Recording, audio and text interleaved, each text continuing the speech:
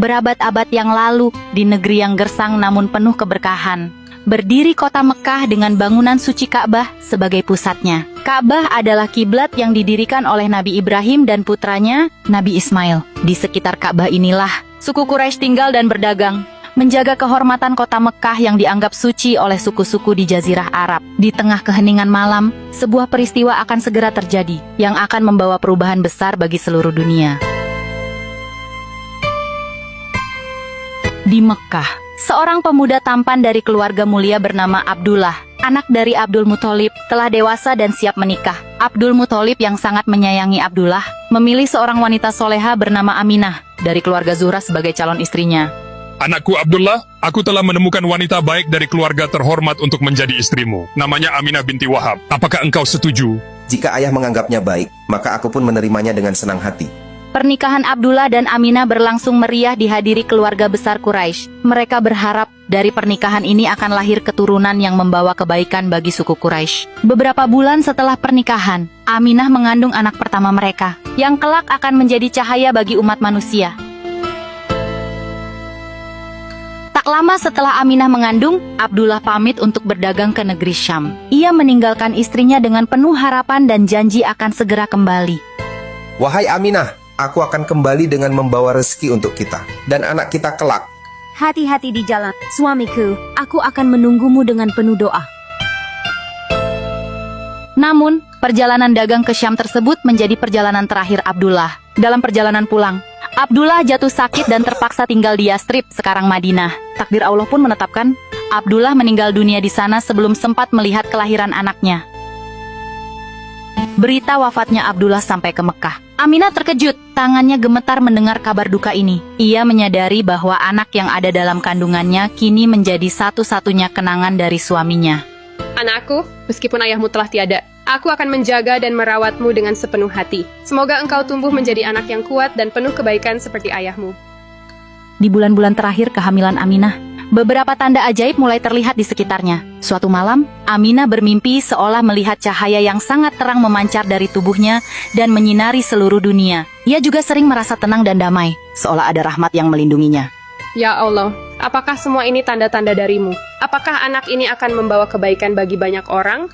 Di saat kehamilan Aminah semakin mendekati kelahiran, peristiwa besar terjadi di Mekah. Seorang raja dari Yaman bernama Abraha datang dengan pasukan gajah untuk menghancurkan Ka'bah. Ia merasa iri dengan kemuliaan Ka'bah sebagai tempat ibadah yang didatangi banyak orang dari berbagai penjuru. Sedangkan bangunan ibadahnya di Yaman tidak ramai dikunjungi. Ka'bah di Mekah itulah yang menarik perhatian orang-orang. Aku akan menghancurkannya, hingga tak ada lagi yang berziarah ke sana. Abraha memimpin pasukan besar, membawa gajah-gajah raksasa untuk menghancurkan Ka'bah. Penduduk Mekah merasa ketakutan dan tak mampu melawan pasukan sebesar itu. Kakek Nabi Muhammad, Abdul Muthalib, adalah pemimpin suku Quraisy. Ia pergi ke Ka'bah untuk berdoa kepada Allah, menyerahkan Ka'bah kepadanya, karena ia tahu hanya Allah yang mampu melindunginya.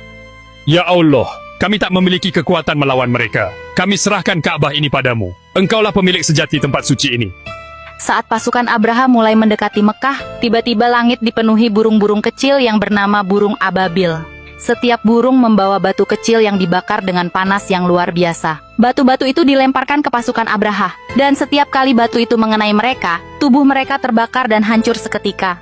Abraha dan pasukannya dihancurkan oleh tentara ababil hingga tak tersisa. Ka'bah selamat tanpa satupun batu yang tersentuh, dan penduduk Mekah terkejut sekaligus kagum akan kekuasaan Allah yang melindungi rumahnya.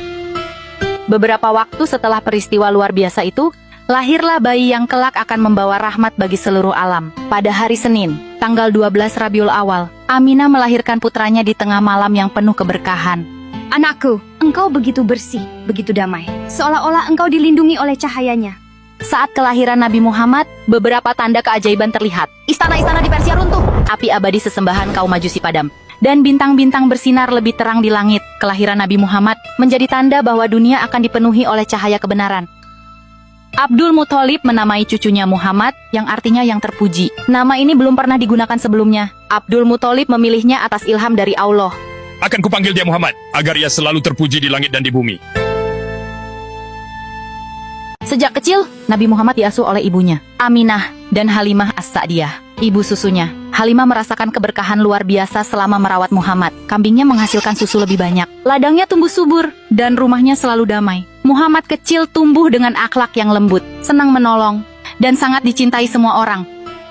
Anak ini membawa berkah yang luar biasa. Aku merasa kita dilimpahi rahmat selama merawatnya. Dia bukan anak biasa. Allah telah memilihnya untuk misi yang besar. Suatu hari, ketika Muhammad kecil sedang bermain bersama teman-temannya, malaikat Jibril datang menghampirinya. Dengan penuh kelembutan, Jibril membaringkan Muhammad kecil, lalu membelah dadanya dan mengeluarkan hatinya. Dari hati itu, Jibril mengambil sesuatu yang ia sebut sebagai bagian yang tidak baik, kemudian mencuci hati Muhammad dengan air zam-zam dalam sebuah bejana emas hingga bersih, lalu mengembalikannya ke tempatnya semula. Momen itu berlalu begitu cepat. Anak-anak yang bermain bersamanya terkejut melihat kejadian itu, dan dalam kepanikan mereka berlari menemui ibu mereka sambil berteriak, "Muhammad dibunuh! Muhammad dibunuh!" Mereka segera kembali untuk memastikan dan mendapati Muhammad kecil dalam keadaan baik, meskipun wajahnya sedikit pucat. Peristiwa ini membuat Halimah, ibu susu Muhammad, merasa khawatir. Setelah mempertimbangkan keselamatan Muhammad, Halimah akhirnya memutuskan untuk mengembalikan beliau kepada ibunya di Mekkah, agar dapat hidup dalam pengawasan keluarganya. Setelah kembali ke pangkuan ibunya, Aminah binti Wahab, Muhammad kecil menjalani masa kanak-kanak yang penuh dengan kasih sayang. Ketika Muhammad berusia 6 tahun, ibunya membawa beliau dalam perjalanan ke Yatsrib, sekarang Madinah, untuk mengunjungi makam ayahnya, Abdullah, dan bertemu dengan keluarga besar dari pihak ibunya. Di perjalanan pulang dari Yatsrib di suatu tempat bernama Abwa, Aminah jatuh sakit dan meninggal dunia, meninggalkan Muhammad kecil dalam keadaan yatim piatu. Setelah kejadian ini, Muhammad kecil dibawa pulang ke Mekah oleh pelayan ibunya, Ummu Aiman, dan kemudian dirawat oleh kakeknya, Abdul Muthalib. Abdul Muthalib sangat menyayangi Muhammad dan memberikan perhatian penuh kepadanya. Namun ketika Muhammad berusia 8 tahun, kakeknya juga meninggal dunia. Setelah itu, tanggung jawab merawat Muhammad jatuh kepada pamannya, Abu Thalib, yang merawatnya dengan penuh kasih sayang dan menjaga beliau seperti anaknya sendiri. Di bawah asuhan pamannya, Abu Thalib, Muhammad tumbuh menjadi pemuda yang jujur dan terpercaya, hingga dikenal masyarakat dengan sebutan Al-Amin, artinya yang terpercaya. Tak ada orang yang ragu dengan kejujurannya. Semua orang Quraisy merasa aman menitipkan harta dan urusan kepada beliau.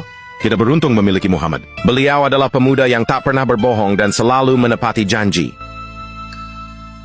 Pada usia remaja, Muhammad mulai ikut berdagang bersama pamannya Abu Thalib. Ketika itu, Abu Thalib, yang dikenal sebagai salah satu pemuka Quraisy, memiliki keterbatasan ekonomi, namun tetap berusaha merawat keponakannya dengan sebaik mungkin. Menyadari hal ini, Muhammad yang memiliki semangat membantu, sering mendampingi pamannya dalam perjalanan dagang. Rombongan dagang Quraisy tiba di Bushra, wilayah Syam. Di sana, ada seorang pendeta bernama Buhaira yang ahli dalam agama Nasrani. Biasanya, ia jarang berinteraksi dengan orang luar. Saat melihat rombongan tiba, Buhaira memperhatikan awan yang terus menaungi mereka, khususnya di atas Muhammad. Ketika rombongan beristirahat di bawah pohon, dahan-dahan pohon itu pun tampak merunduk menaungi beliau. Buhaira mengutus seseorang untuk mengundang seluruh kafilah, termasuk Muhammad yang awalnya tidak ikut. Ketika Muhammad hadir, Buhaira melihat tanda kenabian di punggungnya dan mulai bertanya tentang dirinya. Semua jawaban Muhammad sesuai dengan ciri kenabian yang diketahuinya. Buhaira lalu mendekati Abu Thalib dan mengingatkan, "Jaga anak ini dan segera bawa dia pulang ke negerimu. Anak ini memiliki masa depan yang agung dan bisa menjadi sasaran keburukan jika diketahui banyak orang."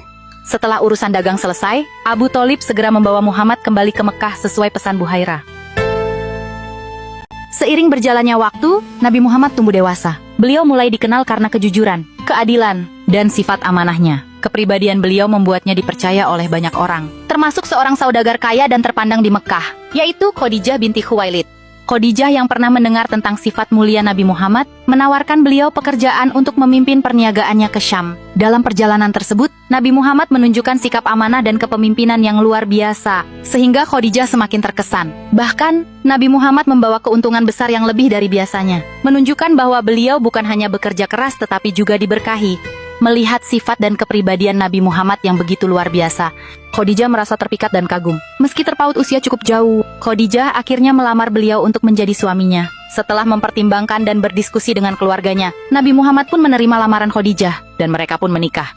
Pernikahan Nabi Muhammad dengan Khadijah membawa kebahagiaan dan ketenangan dalam kehidupan beliau. Khadijah selalu mendukung Nabi Muhammad dalam berbagai keadaan, dan menjadi sosok yang setia mendampingi beliau.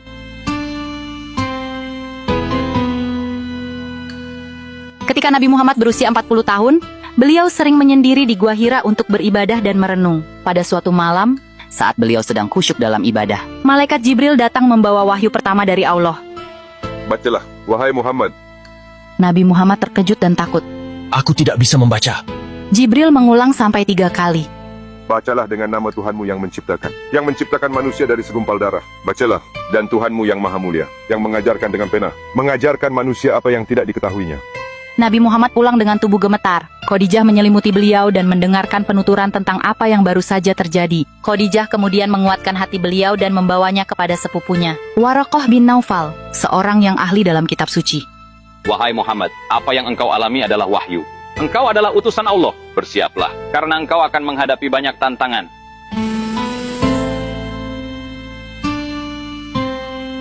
Awalnya, Nabi Muhammad menyampaikan ajaran Islam secara diam-diam kepada orang-orang terdekatnya. Khadijah, Ali bin Abi Thalib, Abu Bakar, dan beberapa lainnya masuk Islam. Namun, ketika Allah memerintahkan beliau untuk berdakwah secara terbuka, tantangan mulai datang dari para pemimpin Quraisy yang merasa terancam oleh ajaran Tauhid.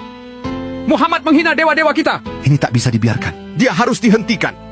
Nabi Muhammad dan para pengikutnya menghadapi siksaan dan intimidasi. Namun, beliau tetap teguh dan terus menyebarkan ajaran Islam dengan penuh kelembutan dan kasih sayang.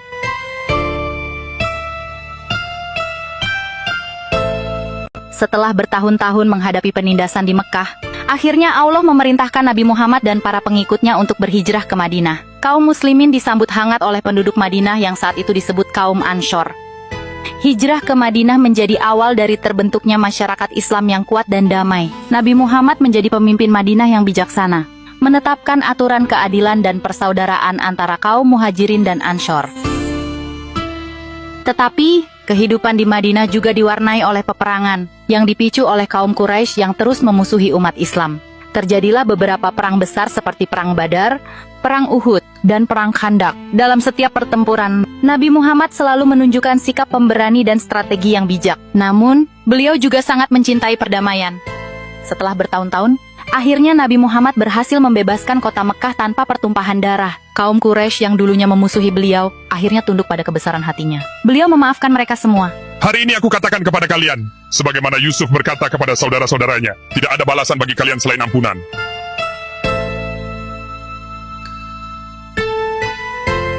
Pada tahun ke-10 Hijriah, Nabi Muhammad melaksanakan haji yang disebut Haji Wada atau Haji Perpisahan. Di sana, beliau menyampaikan khutbah terakhirnya yang penuh makna kepada umat Islam. Wahai manusia, dengarkan baik-baik ucapanku. Aku tinggalkan 2 hal kepada kalian, yang jika kalian berpegang teguh padanya, niscaya kalian tidak akan tersesat. Kitabullah dan sunnahku. Sampaikanlah ajaranku ini kepada mereka yang belum mendengarnya.